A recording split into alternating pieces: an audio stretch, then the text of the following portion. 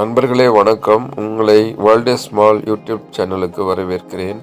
உங்களை எல்லாம் கர்நாடகாவின் வடக்கே இருக்கக்கூடிய ஒரு புராதனமான சுற்றுலா தலமான மகாகூட்டா கோயில்களுக்கு அழைச்சிட்டு போகிறேன்.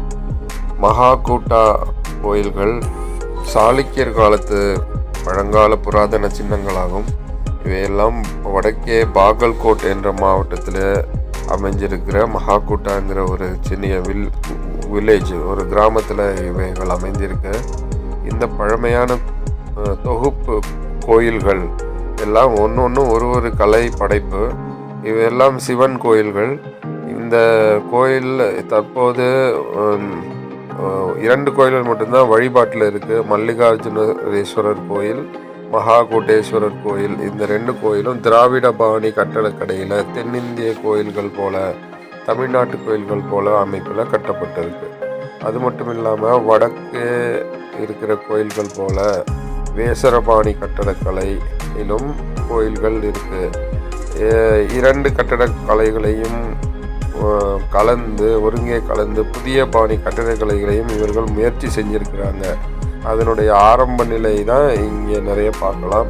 அதனுடைய அட்வான்ஸ்டு நிலைகளை வளர்ந்த நிலையை அந்த புதிய கட்டடக்கலைகளை நாம் கைகொலை, கட்டடக்கல் போன்ற பாரம்பரிய சின்னங்கள் இருக்கக்கூடிய இடங்களில் இதுக்கு பக்கத்தில் தான் அதெல்லாம் இருக்குது, அங்கே பார்க்கலாம். அது பற்றிய வீடியோவும் நான் போட்டிருக்கேன். இந்த தொகுப்பு கோயில்கள் எல்லாம் மத்தியில் ஒரு புஷ்கரணி, அதாவது விஷ்ணு புஷ்கரணி என்ற ஒரு குளம் இருக்குது. இது பாப விநாச தீர்த்தம்னு சொல்கிறாங்க. அங்கே குளித்தா நல்லது, பாவங்கள் போயிடும், அப்புறம் இந்த மகாகூட்டேஸ்வரர் வழிபட்டால் நல்லதுன்னு சொல்லி ஏராளமான மக்கள் இங்கே கூடுகிறார்கள். வரலாற்று ரீதியாகவும் இந்த இடம் ஒரு முக்கியமான இடம். இங்கே கிபி 595ஆம் ஆண்டில் பொறிக்கப்பட்ட ஒரு கல்வெட்டு இருக்குது. இது கன்னட மொழி கல்வெட்டு. அதில் முதலாம் புலிகேசி மன்னனுடைய மனைவி துர்லபாதேவி இந்த கோயிலுக்கு வழங்கிய கொடைகள் பற்றிய குறிப்புகள் இருக்குது.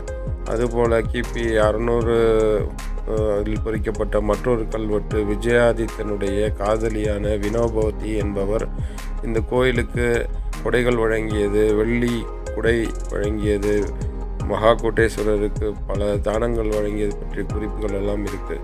நன்றி. மீண்டும் சந்திப்போம்.